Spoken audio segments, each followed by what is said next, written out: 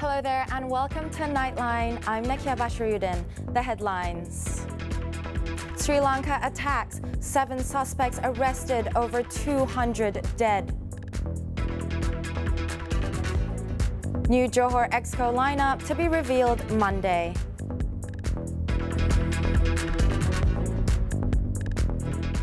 Welcome. 7 people were arrested and 3 police officers were killed during a raid on a house in Colombo on Sunday, as the death toll from a rash of bombings at churches and hotels in Sri Lanka rose past 200. A defense official said the law enforcement deaths happened when they stormed a safe house in Dermatagoda, an area outside Colombo where the 8th explosion happened. The series of apparently coordinated explosions in Sri Lanka targeted churches and luxury hotels just as believers gathered to celebrate Easter. Further details of the raid on the house in the Sri Lankan capital were not immediately available.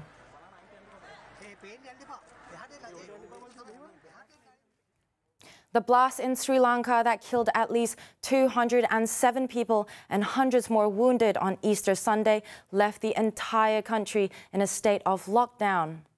The first wave of attacks struck at the heart of the country's minority Christian community during busy Easter services at churches in the cities of Colombo, Negombo and Batticaloa on Sunday morning.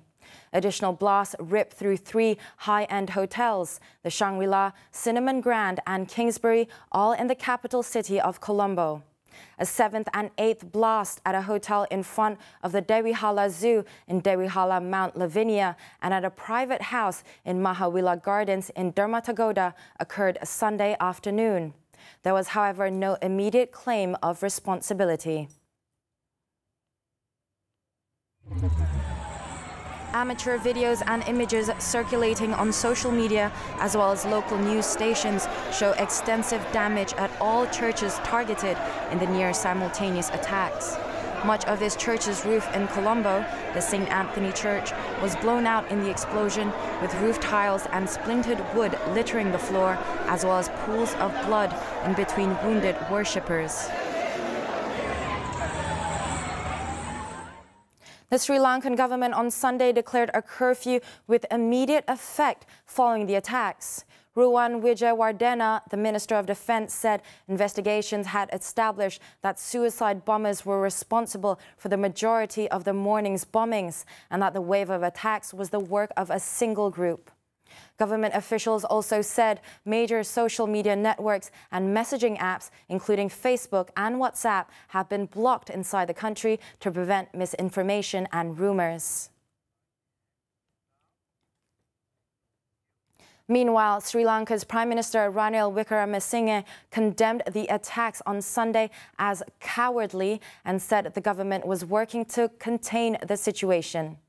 In his latest Twitter post, Wickremesinghe also called on Sri Lankans to remain united and strong. Sri Lankan President Maithripala Sirisena, in an address, also said he was shocked by the explosions and appealed for calm.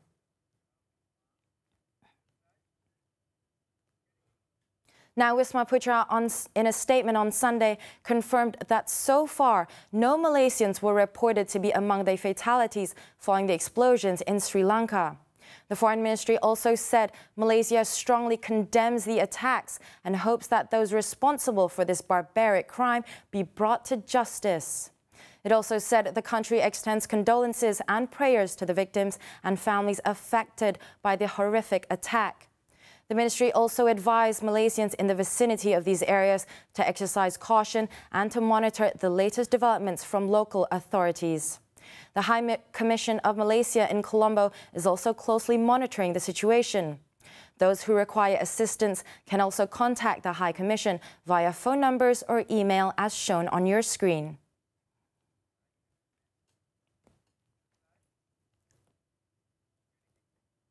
Tun Dr. Mahathir has reminded the leadership and management of Permodalan Nasional Berhad, PNB, not to be complacent in fulfilling its responsibility and pursuing the hopes of its investors. The Prime Minister said the responsibility shouldered by PNB is very heavy, as investors are always after good returns on investment to improve their quality of life. The Prime Minister said this in a special video recording aired at the launch of the Minggu Saham Amanah Malaysia MSAM 2019 in Sungai Petani, Kedah on Sunday. He stressed PNB must avoid the pitfalls which had shrouded other investment institutions. Janganlah terleka dan ambil mudah tanggungjawab dan amanah ini. Janganlah salah guna kuasa, kelonggaran tadbir urus, kemerosotan integriti, penyelewengan, rasuah dan ketirisan seperti mana yang berlaku di institusi-institusi lain berlaku kepada PNB. Akhirnya, kerajaan terpaksa capur tangan, tetapi bukan penyelesaian kerana imej yang tercalar tidak mudah diperbaiki. He added that if irregularities were to occur in PNB, the dignity of Bumiputra will also be marred forever. This is because the role of PNB is not just confined to economic interest, but also social interest. After 40 years of existence, he noted that PNB managed to accumulate and expand its assets to reach 298.5 billion ringgit. PNB also, he said, has provided cumulative dividend returns of 187.1 billion ringgit to its unit holders since its establishment. The number of investors have soared to 13.8 million account holders, while total assets under management is now worth 236.6 billion ringgit. Meanwhile, PNB Group Chairman Tan Sri Zeti Akhtar Aziz said unit trust is a form of investment that has the potential to help build a sound financial future for oneself and family. Speaking when launching the MSAM 2019, she added that the influence of the present environment had also prompted all to be better prepared for future financial commitments. The week-long event, which ends April 25th, is aimed at raising awareness among Malaysians on the aspect of financial investment and has attracted over 3.8 million visitors since its inception in 2000. PNB was established in 1978 as a fund manager to help develop the Malaysian economy and has since managed to bring competitive returns on investment to its investors.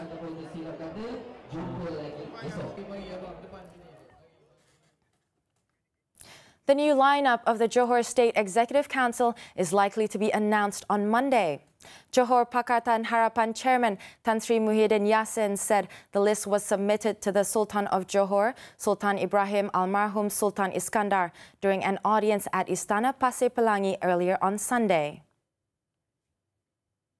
Tuanku pun memaklumkan Menteri Besar dah sampaikan senarai barisan Exco yang akan lantik semula pada esok hari, kalau tak silap saya.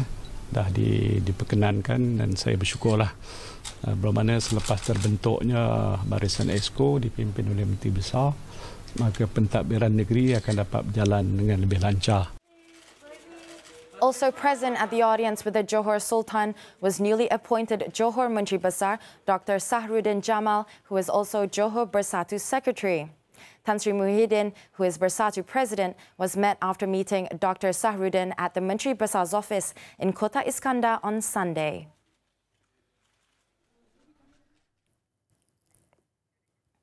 Malaysia is committed to ensure that the Johor Bahru Singapore Rapid Transit System RTS Link project will be continued. Transport Minister Anthony Loke Siu Fook said both Malaysia and Singapore are working on this supplementary agreement. Of course, we are working on a supplemental agreement for 6 months. Then we will look at other options, of how to reduce the cost for RTS. But of course, at this point of time, we are still committed to ensure the project can be continued. Lok said at a joint press conference with Singapore's Transport Minister, Khaw Boon Wan, after a welcome ceremony for Firefly's inaugural landing at Seletar Airport in Singapore on Sunday. The Malaysian government had earlier this month requested a 6-month extension until September from Singapore to make a decision on the project. The project, which was initially scheduled for construction this year and will be completed by December 2024, is aimed at addressing congestion in the daily commute between the two countries. It will cover 4 kilometers of rail linking Bukit Cagar, Johor Bahru and Woodlands, Singapore, with a capacity to ferry 10,000 passengers per hour. At the same press conference, Lok said there will be a cost involved for Malaysia's Firefly to implement the GPS-based instrument approach procedures for Seletar Airport, replacing the instrument landing system ILS procedures. Lok said the GPS approach was a requirement that both Malaysia and Singapore's civil aviation authorities had agreed to. The GPS approach is something that we have agreed on both civil aviation authorities, and we are looking forward for Firefly to work towards that in a timely manner. And we are looking at the next maybe 6 to 12 months. Lok is on a working visit to Seletar Airport for Firefly's inaugural flight to Singapore, FY 3126, which was given a water cannon salute upon its arrival at about 11 a.m. on Sunday. Meanwhile, Khaw said the regulators of both countries would meet next week to discuss the new GPS approach.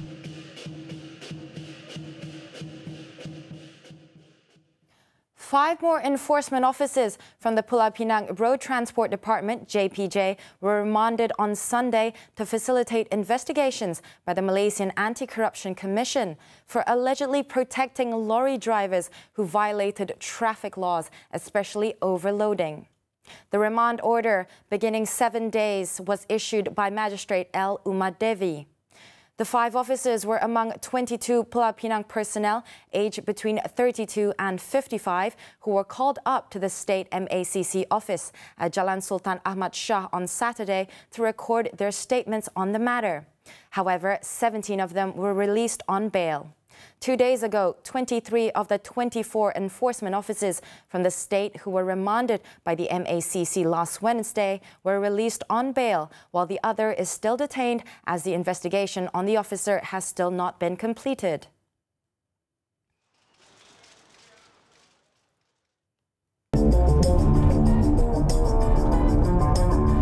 Catch the auto segment every Friday on Nightline! Woo! Wow!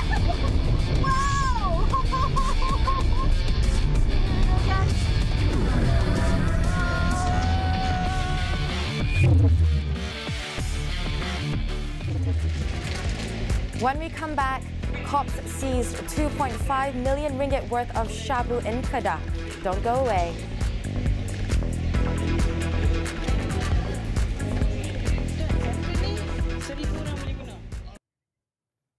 Welcome back. The media, in its role as the mouthpiece or distributor of information to the people, should understand the government's efforts to develop the nation.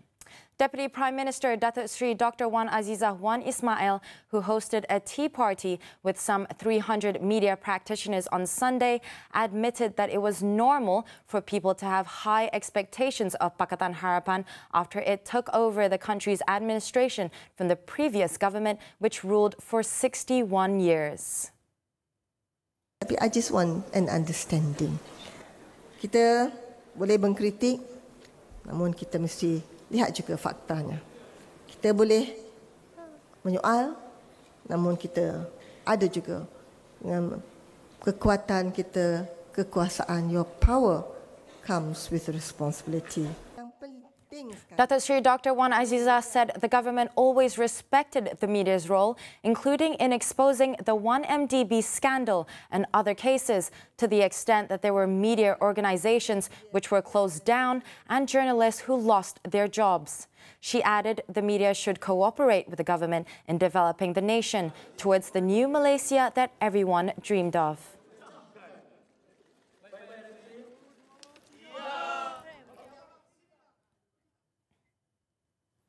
In Perak, a new Ipoh mayor is expected to begin duties by end of this month to replace Datuk Zamri Man, who was said to have a mysterious illness and has gone absent without leave for months. Perak Menteri Besar Datuk Seri Ahmad Faizal Azumu said the new mayor will not be a political appointee and the appointment had received the consent of the Sultan of Perak, Sultan Nazrin Shah. Baru-baru ini kerajaan telah pun mengenal pasti seorang calon yang telah pun diperkenankan dan telah diterima, dan insya-Allah pada bulan ini juga seorang Datuk Bandar baru bagi Bandaraya Ipoh akan memulakan tugas. Jadi masalah berkenaan dengan ketiadaan Datuk Bandar ini akan selesai. Datuk Seri Ahmad Faizal also said the new mayor is a local and also fluent in Japanese. Asked on the status of Datuk Zamri, he revealed the State Secretariat Office would take necessary actions according to proper procedures. On Saturday, State Exco member Paul Yong said Datuk Zamri had not given any letter informing that he was sick to the local government authorities or even to him. He added Datuk Zamri also could not be located, thus creating problems for the Ipoh City Council.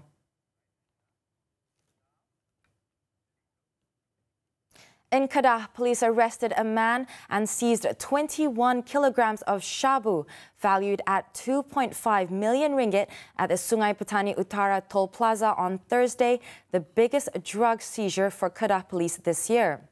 The 30-year-old suspect is believed to be a drug mule who was paid 30,000 ringgit to carry the drugs that were packed in tea bags. Kedah Police Chief Datuk Zainuddin Yaakob said the suspect was smuggling in the drugs from Thailand when he was arrested at the parking lot of the toll plaza by a team of police officers who had been tailing him from the border checkpoint. Initial investigations showed the suspect was waiting for another accomplice to collect the drugs.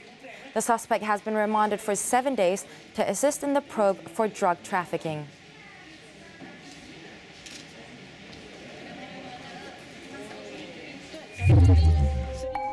In Johor, former Johor Exco member Dato' Abdul Latif Bandi has been freed from charges of corruption and money laundering after the prosecution failed to prove its case. The Johor Bahru Sessions Court also freed his son, Ahmad Fauzan Hatim, and property consultant Amir Sharifuddin Abdul Raub. Dato' Latif, Ahmad Fauzan and Amir Sharifuddin had claimed trial to 33 charges under the MACC Act and 4 charges under the Anti-Money Laundering Act involving over 30 million ringgit. In Terengganu, a newborn baby boy was found abandoned on Sunday at a gazebo at Felda Jurangau in Dungun. The baby, believed to be 10 days old, was discovered by a villager. Police are checking through the records of child deliveries at public clinics around Dungun in the hope of finding the mother. The case is being investigated under the Penal Code for exposure and abandonment of a child under 12 years. Still in Terengganu, a woman was surprised when she found a load of her laundry to be completely missing at a laundromat. 37-year-old Sukina Zulkifli left the laundromat for a mere 30 minutes to pick up her child at school, and when she returned, all of her clothing was gone. The CCTV footage shows a man in a blue t-shirt taking out all of her clothes from the machine and into a basket. An investigation is now underway with the police on the search for the suspect. Sabah is expected to be affected by the El Nino phenomenon, which has been forecasted to last until May. As a result of this, the average rainfall was also expected to be lower than last year. State Energy, Science, Technology, Environment and Climate Change Deputy Minister Isna Raisa Munirah Majlis, who highlighted the matter on Sunday, also called on the public to prevent open burning activities to reduce the emission of smoke, which not only will affect the quality of air, but also spread to other areas. The Kota Belud MP also hoped that the zero burning concept practiced in oil palm fields would be emulated by all farmers and smallholders in the state. Environmental activists have warned that more forest fires are likely to flare up before the El Nino phenomenon ends, sparked by the hot and dry weather. The phenomenon occurs every 2 to 7 years when the prevailing trade winds that circulate over surface waters in the tropical Pacific start to weaken. Countries in Southeast Asia and Asia Pacific are usually affected by the hot and dry spell.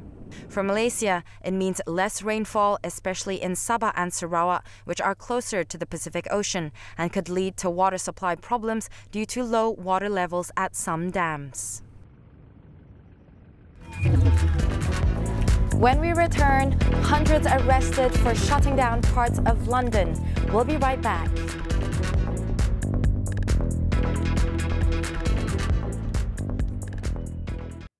We're back with the foreign news.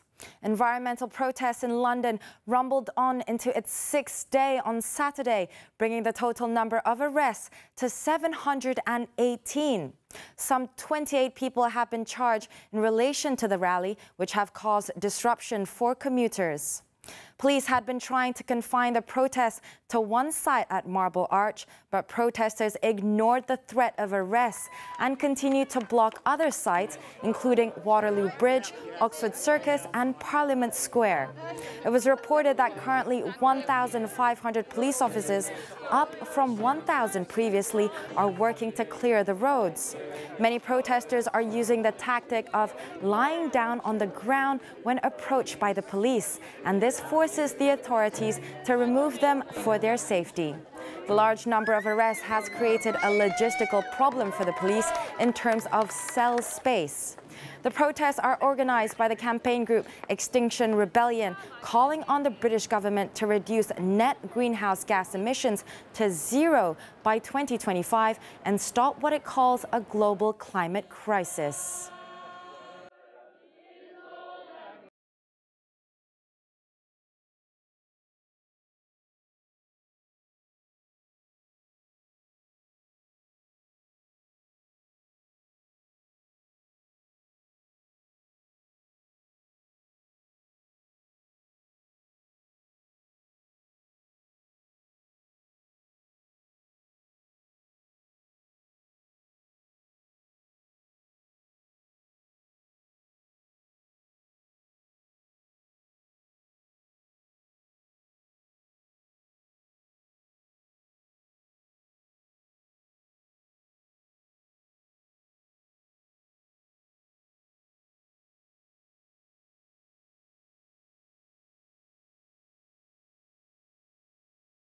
Action from the Premier League. Stay tuned.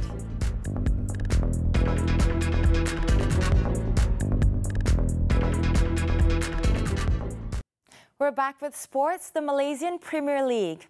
Sarawak failed to build on their winning momentum when they lost 2-0 to UiTM FC at home in Sunday's Premier League action. Zarko Korak scored UiTM's first goal in the 28th minute before Robert Mendy added the visitors' second in the 87th minute. The result put UiTM in third placing on 17 points behind JDT2 and Sabah.